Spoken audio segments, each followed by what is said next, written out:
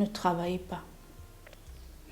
Ça veut dire quoi que je dois rester avec mes enfants? Vous n'avez aucun moyen pour les éduquer, vous n'avez pas le cadre nécessaire. Vous voulez que vos filles commencent aussi à faire les enfants là?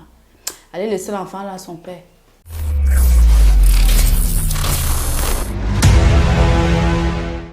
Bonjour mentor et bienvenue dans les minutes du leadership. Bonjour Madame Ghislaine. Ça va pas mentor? Ça va aller quand? Je ne sais pas. Dis quand même prophétise, je suis fatiguée. Chaque jour tu ne vas pas. Ce n'est Ça pas, va au nom de pas Jésus. moi. Ouais. Oh. L'histoire s'est encore rebondie. Tu avais parlé de ça. Quoi? Tu te rappelles l'histoire? Je te résume encore vite parce que comme tu m'écoutes aussi tous les jours, peut-être tu oublies même. Tu sais que j'étais mariée, non? On avait affecté mon mari au nord. Et partout au nord, chaque jour, il ne venait plus jamais à Yaoundé. Bref, vous étiez en séparation, en divorce déjà. Séparation, divorce. Non, on était normal. On était normal. Donc le gars est venu comme ça un jour. Je trouvais qu'il était seulement trop patient, il ne venait plus à Yaoundé me voir. Un jour, je descends au nord pour aller dire que non, je m'avais quand même chez lui aussi pour voir. Je suis partie retrouver avec une femme maintenant. Il m'a chassé, me jeté dehors. Pendant qu'il me jetait, la femme jetait mes chaussures et mon sac. J'ai la honte de ma vie. Il rentre à Yaoundé comme s'il a demandé le divorce. Nous voici qui avons divorcé. C'est que si tu te rappelles un peu. On finit de divorcer comme ça. On avait 4 enfants. On lui a donné la garde des 3. On m'a donné la garde du petit. Sauf qu'à moi, il vient alors. Je n'avais même pas 5 francs, je ne travaillais pas. Il savait, c'est lui qui s'occupait de tout. Il a coupé tout. Il vient un matin, il me dit que si je veux, soit il s'occupe, il prend les 4 enfants, il part avec, soit il me les abandonne. Pourquoi il dit ça? Qu'est-ce qui s'est passé en temps pour qu'il tranche comme ça? Il a seulement décidé qu'il ne veut plus s'occuper des autres. Non, il dit que soit, comme il savait que je n'avais que ça parce que j'avais mes 4 enfants, c'était mon seul lot de consolation. Il sait que je ne travaille pas, rien. C'est lui qui payait tout jusqu'à la maison où je vivais. Il me dit, soit je lui donne les 4 enfants, même le dernier que le tribunal m'a donné, soit je reste avec les 4 et lui ne donne rien. Ne donne rien, comment la loi va laisser? Maman, c'est un avocat. C'est comme ça que j'ai divorcé. Vous avez vu à qui quand on retire tous les enfants d'un homme, on donne seulement un enfant à la femme. C'est un avocat, il a payé tout le monde. Pourtant, il me trompait. Lui, il n'est même parti avouer au tribunal que j'étais en adultère. Il était en adultère. Mais on lui a donné gain de cause. Comme ça allait, donc, à un moment donné, Dieu aidant, il y a un homme qui a commencé à me courtiser. Je crois que j'avais même tellement cette envie de mes enfants parce que pour voir mes enfants, c'est la catastrophe, je ne les vois jamais. C'est comme ça que j'ai fait une fille avec le monsieur. Il s'en occupe bien pas mal. Comme il voit que j'ai un peu un semblant de paix, malgré ce qu'il refuse que je voie mes enfants, parce que quand j'appelle pour voir mes enfants, sa femme m'insulte.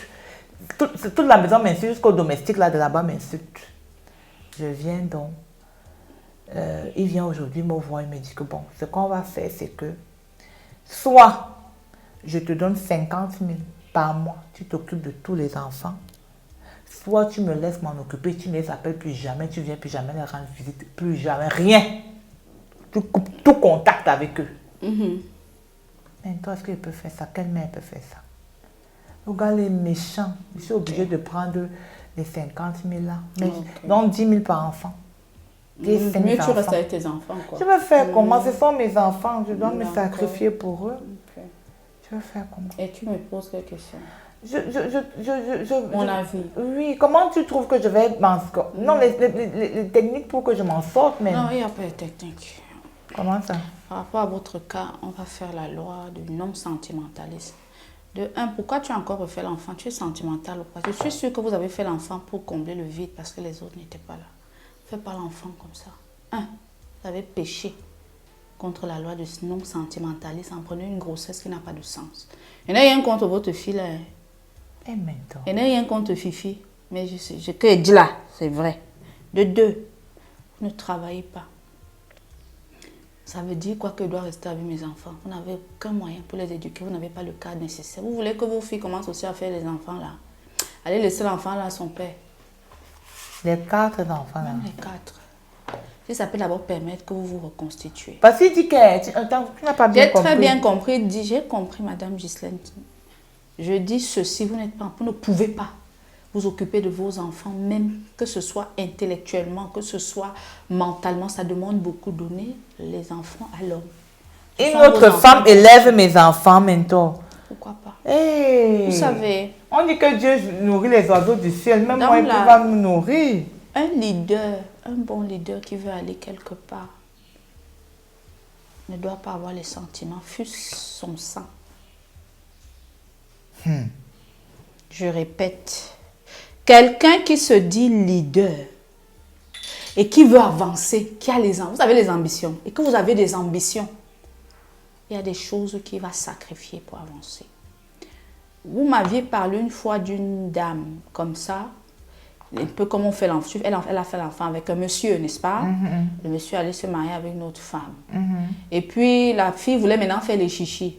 Je ne donne pas l'enfant, je donne aujourd'hui, elle vient me prendre. La propre mère de la fille allait voir le gars au bureau avec l'enfant. Il dit que voilà, l'enfant ne nous appelle même plus jamais, ça ne dérange pas. Aujourd'hui, je crois que cette fille est en train d'être un grand médecin aux États-Unis. Vous savez, fichez-moi le camp avec les choses que ma mère, mon père, ma grand-mère. Le leader ne connaît pas ça. Le leader réfléchit, quelle est la décision la plus stratégique que je vais prendre qui va aider mon enfant. Tu peux être la mère d'un enfant, mais tu n'as pas les capacités de t'en occuper. Vous pensez que les blanches qui prennent souvent leurs enfants et disent que je m'en vais mettre sous X ou dans l'adoption, c'est pourquoi? Elle va te dire que je ne peux pas, je ne suis pas mentalement stable. Après, vous allez dire qu'elle a abandonné l'enfant. Faites attention. Défait du leadership. Il n'y a pas de paix, il n'y a pas de mère. Même Jésus, quand sa mère est venue dire que tu n'es pas vu depuis, tu es l'aîné de la famille, il a dit que qui est ma mère? Un leader que tu... Si vous rencontrez, je vous donne un secret, Madame Ghislaine. Vous rencontrez un homme ou une amie. Un homme lié à sa famille, que ma mère, mon père, mes frères passent avant. Une amie qui fait passer ses soeurs et ses frères avant vous. Fuyez. Les vrais amis ne sont pas sentimentaux. Oui, mais l'ami, on peut comprendre. Moi-même, je peux sacrifier mon ami. Les vrais parents ne sont pas sentimentaux. Je donne même des conseils. Ton enfant peut voler à la maison. Va dire ça à l'école pour l'humilier. Combien de personnes exposent leurs enfants? Par peur du jugement. Parce qu'on est sentimental. Où l'enfant a pleuré. Maman ne vient pas. Pardon, maman ne vient pas. Fais plus ça. Ton enfant sera un braqueur. Les choses qu'on expose, on dit dans mon patois que une blessure qu'on expose au soleil sèche et celle qu'on couvre pourrit. L'homme non sentimental, attends. la loi du non sentimentalisme. Je dis, Madame Ghislaine, je vais même aller plus loin, aller donner Fifi là à son père. Vous savez, je dis, je vous vois là, je dis qu'à un certain niveau, portez-moi l'enfant là, aller donner à son père. S'il a les moyens et s'il a un cas, je dis, je répète, la mère, ce n'est pas la génitrice. Mère ou père, c'est un statut, c'est un rôle, c'est une fonction. Accoucher ne fait pas d'une femme une mère. Les folles accouchent. Pourquoi après on retire leurs enfants? Elles vont accoucher comme vous, non? Elles ne sont pas dans les capacités psychiques et autres de s'occuper d'un enfant. Vous avez vos facultés psychiques, mais il faut travailler sur vous. Il y a plein de lacunes qui font en sorte que vous allez engager le destin de vos enfants et ils vont échouer. Bonjour les prostituées, bonjour les braqueurs et les fumeurs de cœur. Je suis en train de faire la bouche comme la musaraigne. Ce que j'ai dit là, c'est ça. Sinon, je t'assure, Madame Ghislaine, vous avez raté votre destin. Vous voyez pourquoi les hommes sont à l'aise. Vous connaissez leur phrase fétiche, non? L'enfant va me chercher. Faut aussi que les mères, quand elles sont incapables, elles apprennent à dire ça. Je le dis avec toute la froideur possible. Et ça vaut pour toutes les sphères. Il n'y a que toi qui as dit ça. Tout le monde non, qui la vérité n'est pas dans la foule. Chaque fois que tu vas voir tout le monde faire une chose, c'est faux. La vérité est toujours chez les élus, chez un petit nom. Hein, Madame Ghislaine? On se voit vendredi prochain. On se voit vendredi prochain. Dans le non-sentimentalisme affirmé. Hein, Madame Ghislaine? À 17h pour les autres minutes du leadership. Ciao, ciao. Hope Evans Prod, rêver est votre droit, réalisez notre devoir.